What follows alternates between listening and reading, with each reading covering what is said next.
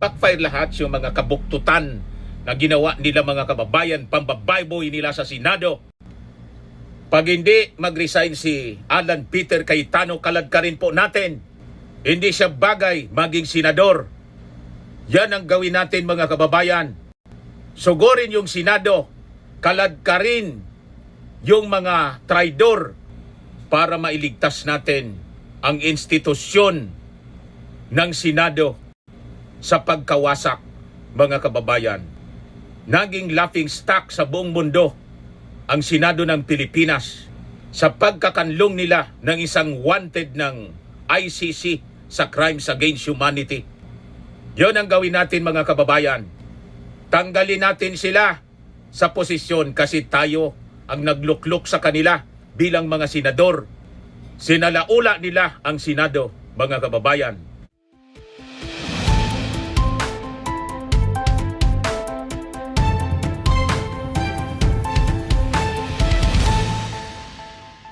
Hello po mga kababayan, si Dante Maravillas.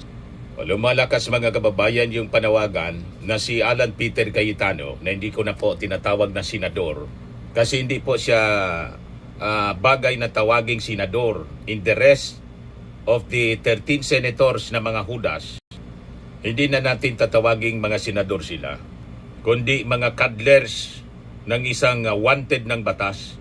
So ngayon, ang latest mga kababayan, si Alan Peter Cayetano, lumalakas na yung panawagan na mag-resign siya. Binaboy nila, binastos nila, sinira nila yung institusyon ng Senado. So ito na yung panawagan. Opposition group calls on Cayetano to quit. Cayetano, hashtag Cayetano resign, calls for Cayetano's resignation emerge amid Senate chaos. So sabi dito mga kababayan sa balita ng Manila Times, the August 21 movement ATOM called on Senate President Alan Peter Cayetano to resign as Senate President, holding him accountable for the alleged escape of fugitive Senator Ronald De La Rosa. With all that has happened since Alan Peter Cayetano took over as Senate President, it clearly shows how his Senate leadership has been a failure so far. The gunshots incident and all, sabi po ng ATOM. We hold the Senate President accountable for the escape of a wanted man, Senator Bato de la Rosa. Therefore, we call on Senate President Alan Peter Cayetano to resign as Senate President effective immediately, sabi po ng grupo. So there is a mounting pressure. Mga kababayan, backfire lahat yung mga kabuktutan na ginawa nila mga kababayan, pambabayboy nila sa Senado. Pag hindi mag-resign si Alan Peter Cayetano, kaladkarin po natin. Hindi siya bagay maging senador. Yan ang gawin natin mga kababayan. Sugurin yung Senado, kaladkarin yung mga traidor para mailigtas natin ang institusyon ng Senado sa pagkawasak mga kababayan. Naging laughing stock sa buong mundo ang Senado ng Pilipinas sa pagkakanlong nila ng isang wanted ng ICC sa crimes against humanity. Yon ang gawin natin mga kababayan. Tanggalin natin sila sa posisyon kasi tayo ang nagluklok sa kanila bilang mga senador. Sinalaula nila ang Senado mga kababayan. Wala silang ibang pinaglilingkuran yung mga Duterte habang kumukubra sila ng sweldo mula sa taxes ng mga mamamayang Pilipino. Santambak mga kababayan ng mga walang iya, itong ating mga senador, naturingan sila ng mga abogado at edukado. Nilapastangan nila ang Senado bilang isang institusyon mga kababayan. Tingnan ninyo ang drama nila. Kaya galit si Alan Peter Cayetano. Kaya kasi walang maniwala sa kanilang drama that the Senate was under siege, under attack. Kayo na lang ang naniniwala dyan. Ito yung ebidensya. Pinaka-latest ito mga kababayan na report as reported ng Bilyonaryo News. Documents, screenshots contradict Aplakas claim on Senate shooting CCTV footage. Ano malinaw, sila man lang po ang nandiyan dyan, nagpapaputok. Wala mang lumulusob. Ayan o, Marine and USAA Group. Ayan o. Wala man lumulusob sa kanila. Nagpaputok, mga kababayan. Para mag-create po ng chaos. Para mabigyan ng pagkakataon na maitakas si Bato de la Rosa kasama si Robin Padilla. May pananagutan kayo lahat na mga Duterte senators, kayo mga 13 senators, may pananagutan kayo sa batas, may case build up na yung DOJ at saka NBI na dinidiin ninyo. Ginagawa ninyo ng kwento yung NBI, mga bugo kayo. Hindi kayo magtatagumpay sa inyong kasamaan, Alan Peter Cayetano. Nabibilang na yung oras mo as Senate President. At any moment, tatanggalin ka dyan ng mga kasama mo. At pag hindi nangyari ang change ng leadership, mamamayang Pilipino ang kakaladkad sa inyo ng mga traidor na senador. Yan ang tandaan ninyo. Malinaw mga kababayan sa CCTV footage. Yan Acting Office of the Sergeant at Arms, USAA Chief Roberto Mau Aplasca appeared contradict his own statements regarding the existence of closed-circuit television footage showing personnel from the USAA and the Philippine Marines in connection with the shooting incident inside the Senate complex on Wednesday. Sa isang radio interview, sinabi ni Aplasca, there was no CCTV footage sa niya. Gusto niyang itago, clearly showing the movements of personnel from the Office of the Sergeant at Arms and Marines during the commotion surrounding the reported attempt to arrest Senator Bato de la Rosa. Asked whether there was CCTV footage within the Senate premises during the incident, Aplasca said, the only saw flashes believed to be gunfire from alleged agents of the NBI. He also claimed he was unaware of remarks allegedly made by Jingo Estrada, asking Senate staff to hide CCTV footage related to the incident. However, documents and screenshots obtained by Billionario News Channel appear to contradict Aplasca's public statements. Certification issued by the Office of the Sergeant at Arms and signed by Aplasca himself on May 14 confirmed that multiple CCTV recordings had already been reviewed, extracted, and formally turned over to authorities. Screenshots from the CCTV footage obtained by BNC show several personnel from the Office of the Sergeant at Arms and the Philippine Marines appearing in recordings. Authentic, original, and true. Accurate copy daw ito. Puro kasinungalingan na tinahi-tahi. Mabubuking kayo sa investigasyon ng DOJ, NBI. Mabubuking kayo. Walang nang sumalakay sa inyo. Wala. Pinalalabas ninyo under siege, under attack, para cover sa pagtakas ni Bato. Nakatakas nga. Pananagutan ninyo ito. No amount of lies na pinagpapatong-patong mo na, Alan Peter Cayetano, ang makakapagligtas sa'yo. Now there is mounting call para mag-resign kayo. Mag-resign na kayo before pa dumating yung oras na kakalad ka rin kayo ng taong bayan dyan. Tulad ng mga opisyal ng Nepal, kinaladkad po.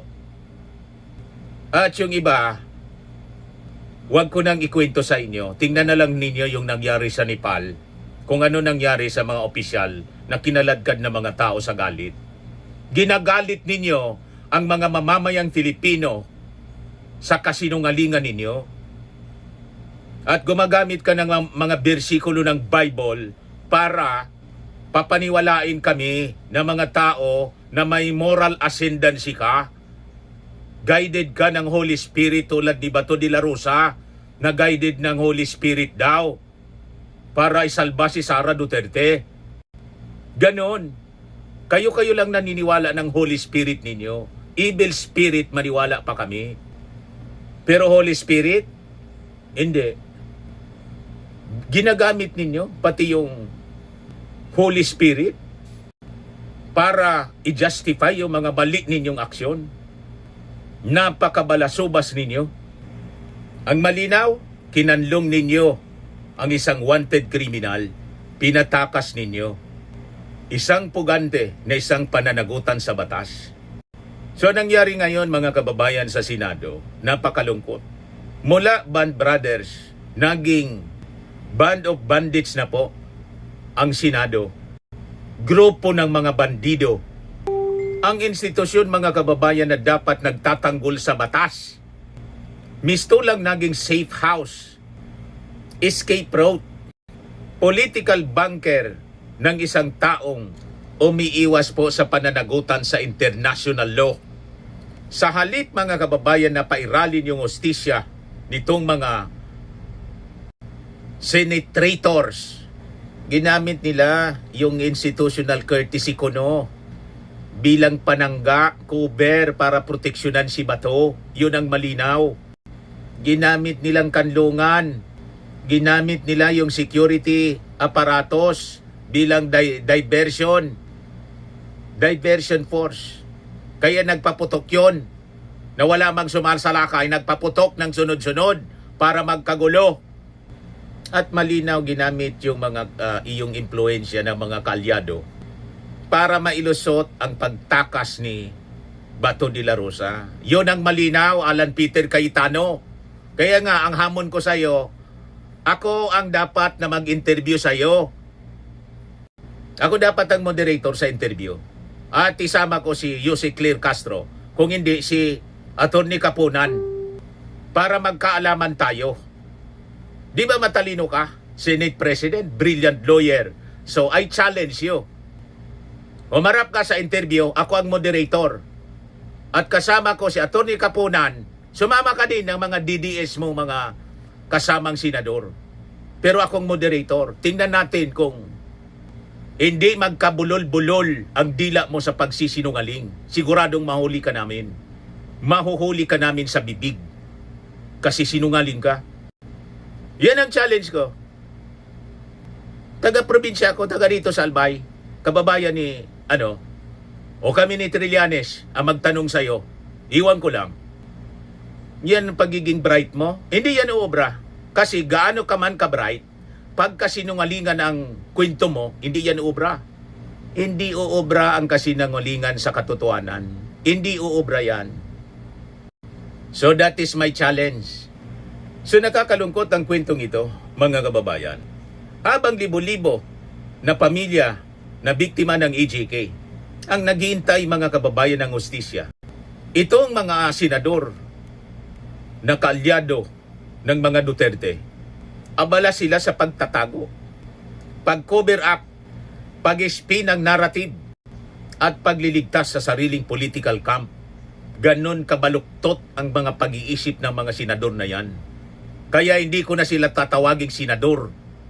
Hindi sila bagay sa posisyon bilang senador. Walang matinong senador magkakanlong sa isang wanted ng batas. So ito mga kababayan ay malinaw na usapin ng obstruction of justice, abuse of power, institutional corruption, at paggamit ng Senado bilang proteksyon ng mga nagharing political sindikato. Ang Senado po hindi po detention facility tulad ng ginawa nila, protected custody. Pagkatapos yung protected custody nila, yon pinatakas pala. Di ba? Ang mandato po ng Senado, alam nila yan. Gumawa ng batas, magsilbi po sa publiko, hindi sa iisang pamilya. Publiko. Kasi yung publiko po ang nagsisweldo sa kanila. Ang amo nila, publiko. Kaya sabi ko, ako ang haharap kay Alan Peter Cayetano, journalist, at magtatanong. I-try nang sigawan ako. I-try mo na sigawan ako. Mag-ahalo ang balat sa tinalupan. Papatulan kita. Sigurado yan, Alan Peter Cayetano. Hindi sa akin uubra yung pagiging Senate President mo. Hindi yan uubra sa akin. Hindi obra sa akin yung pagiging abogado mo. Hindi obra sa akin. Hindi mo ako kayang sindakin tulad ng journalist na sinindak mo dyan sa press con the other day. Hindi mo ako kaya. Ang ugali ko tulad ni Trillanes tapos ni Laila de Lima bilang Bicolano. Hindi kami takot sa inyo. Bugok. Ang mandato ng Senado, alam nila yan. Tiyakin na umiiral po ang rule of law. Anong ginawa ninyo? Ngunit po ang nangyari malinaw. Misto lang ginawa, mga kababayan, na exclusive safe house ng political allies nila na si Bato para pigilin ang implementation ng warrant of arrest. Napakalinaw po. Kaya nakakagigil yung ginawa ninyong mga senador. Kayong tracing mga senador, nakakagigil. So ito mga kababayan, ang malaking tanong ngayon. Kung ordinaryong Pilipino ang may warrant, papayagan din ba sila na magtago sa loob ng gobyerno? Diyan sa Senado, pwedeng magtago diyan yung mga wanted? Pwede? Gano'n na ba? Taguan ng mga wanted criminal ang Senado? Kung ordinaryo, papayag kayo? Siyempre hindi. Pero si Bato pwede. Pwede. Ginawa ninyo eh. So ang ginawa nila, malinaw mga kababayan, kahit hindi po ako abogado, malinaw po na obstruction of justice, sabi ng mga legal experts, and accessory to the crime. Accessory kayo. Kaya may case build up na ngayon. So sa ilalim ng batas mga kababayan, napakasimple lang, i-research ninyo. Ito ang mga ating ito yung ating mababasa. Ang pagtatago, pagtulong makatakas o pagbibigay proteksyon sa wanted individual ay maaaring pumasok sa obstruction of justice, accessory to the crime at abuse of authority. At dito pumapasok ang seryosong papel ng isang personalidad sa Senado. Umanda kayo, tambak na kaso ang kakaharapin ninyo. Ang obstruction of justice, ulitin natin, ni-research ko, napakadaling i-google, 4 to 6 years, maximum 6 years, na pagkakulong, perpetual disqualification from any public office. Perpetual. Bawal na sa inyo, disqualified na kayo, pag napatunayan kayong guilty na tumakbo pa sa anumang posisyon, o ma-appoint sa anumang posisyon sa gobyerno. Ganyan kabigat. Deserve ninyo yan lahat. Dahil sa mga kabuktutan na ginawa ninyo, mga loko kayo na mga senador. So habang mga kababayan, yung taong bayan ay naghahanap ng accountability, ang ilang senador naman ay tila nag-ooperate bilang legal defense team ni Bato. Ganon katindi ang kanilang mga gawain. Ginamit pa na shield yung tinatawag na institutional courtesy daw. Pero malinaw po sa saligang batas, kahit tingnan ninyo, ang immunity po ng mga senador limitado lang sa minor offenses. 6 years and below, pwede. Hindi po hindi saklaw ang seryosong kaso tulad ng crimes against humanity na life imprisonment po. Yan mismo ang pinapaliwanag ng mga matitinong abogado tulad ni Dean Mel Santamaria. Napakalinaw. Hindi po blanket authority ang pagiging senador. I mean, blanket immunity, hindi authority. Blanket immunity. Lalong hindi po ito VIP, escape card, get out of jail privilege, o kaya immunity against crimes against humanity allegations. Hindi po.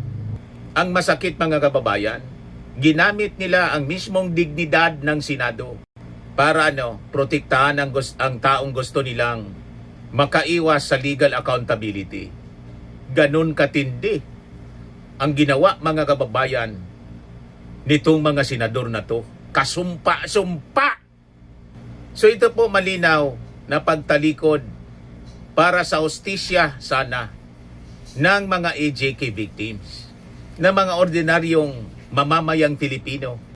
Sa marami ngayon ang bumabatikos dito sa mga senador na to dahil pinili nilang proteksyonan ang isang kaalyado kaysa bigyan hustisya ang mga biktima ng EJK ni Digong at ni Bato de la Rosa. So lumalabas, ang Senado ay hindi tagapagtanggol ng batas, kundi tagapagtanggol ng isang political survival network. Maliwanag yung kwento ng NBI, mga kababayan, sa nakuha nilang mga reports.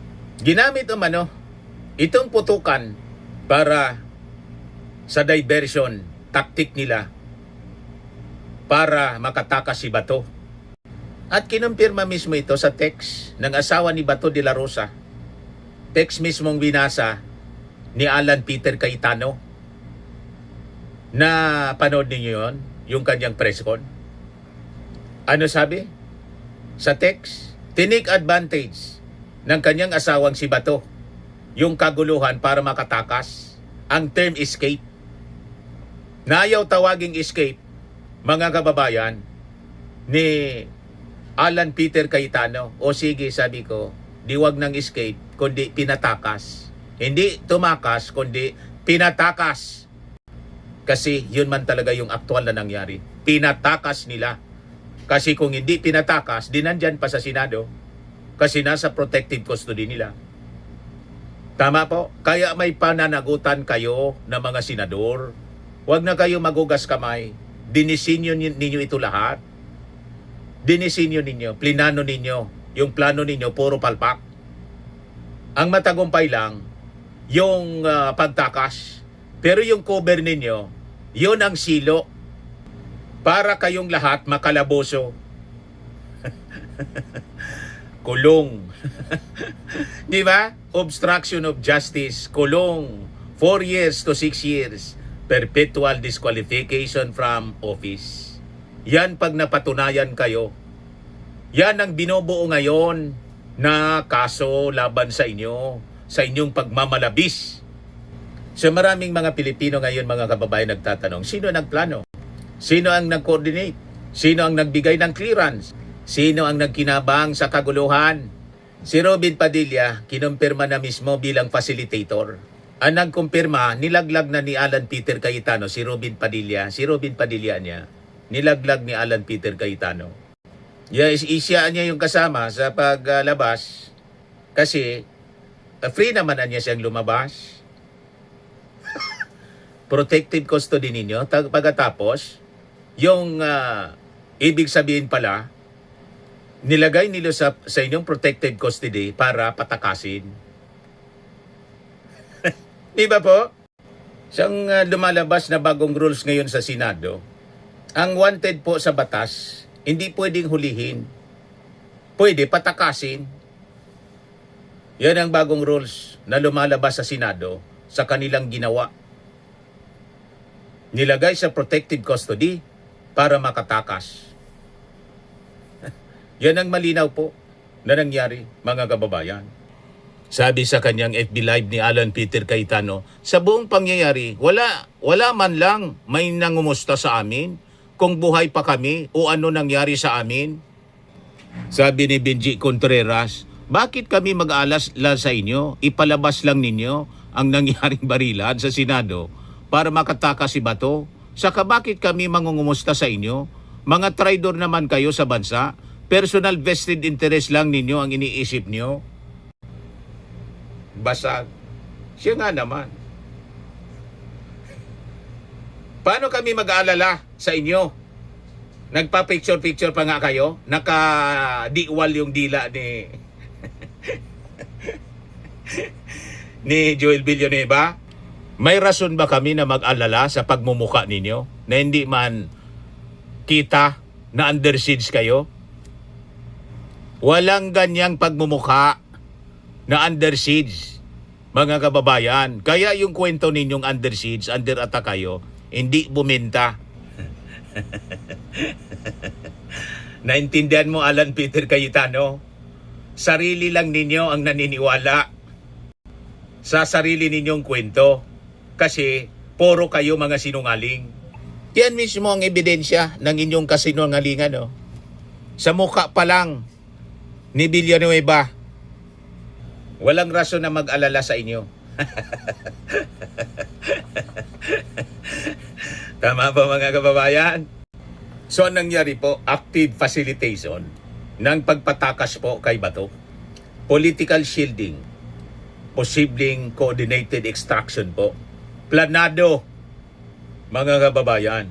Nagtagumpay sila sa pagpatakas kay Bato, pero mahuhuli man sila. Kasi puno ng butas yung kanilang plano. Sa pag-execute ng kanilang masamang plano, puno ng butas. O di ba, mga kababayan, silo kayo sa sarili ninyong trap.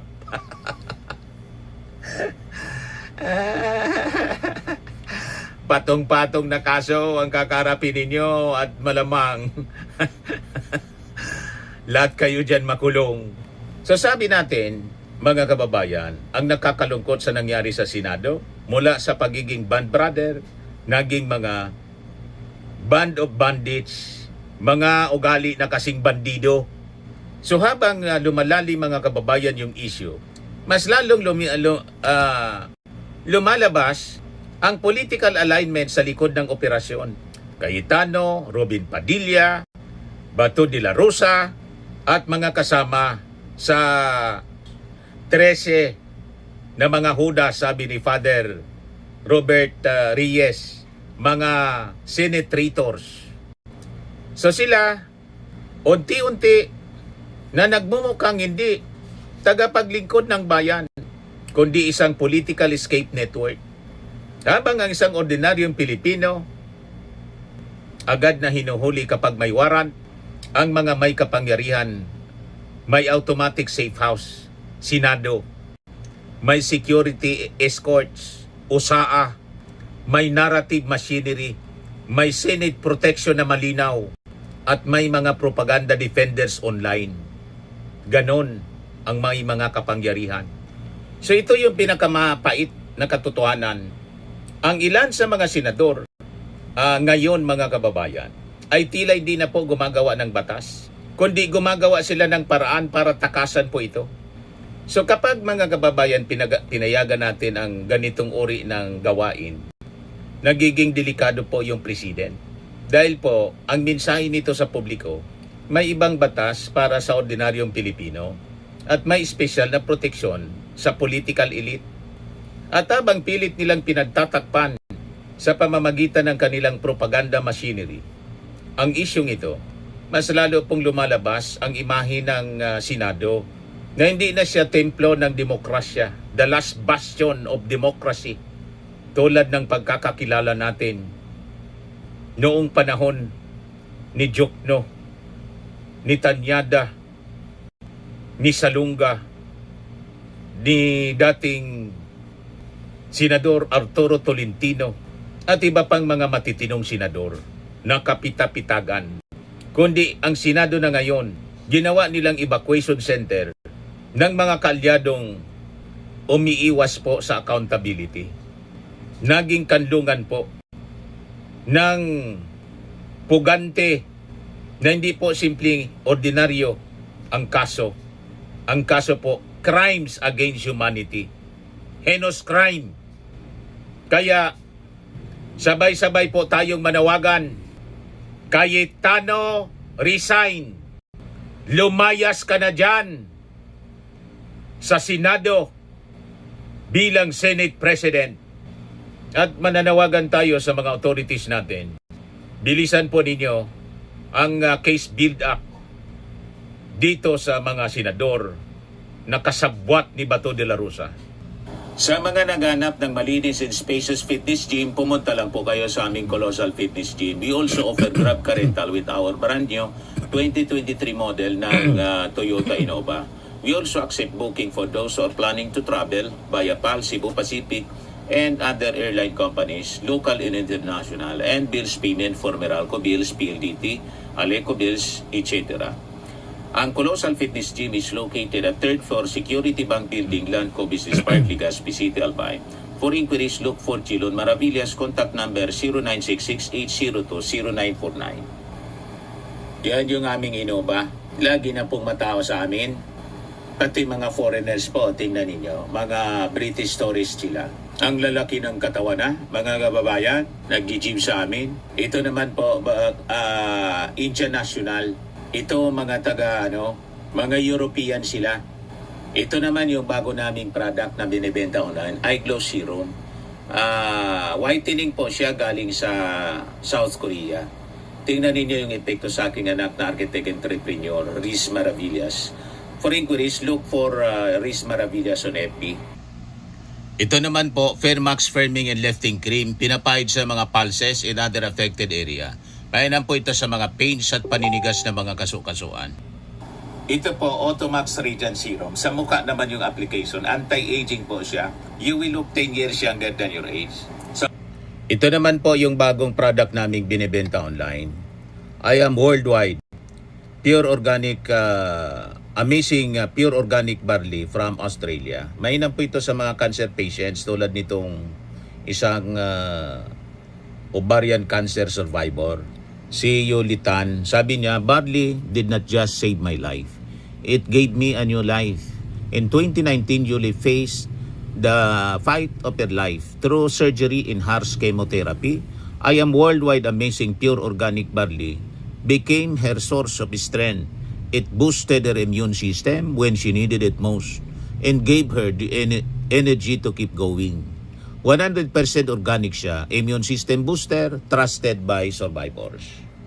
Sa mga inquiries and orders, dumiretso na lang kayo sa aking anak na architect and entrepreneur, Riz Maravillas.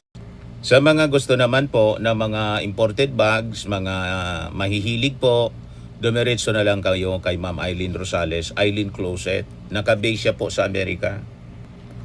Yan yung kanyang online selling, mga kababayan. Every Sunday, bukas po ng gabi, 7 o'clock in the evening, Philippine time, pwede kayong manood, mag-order sa kanya online.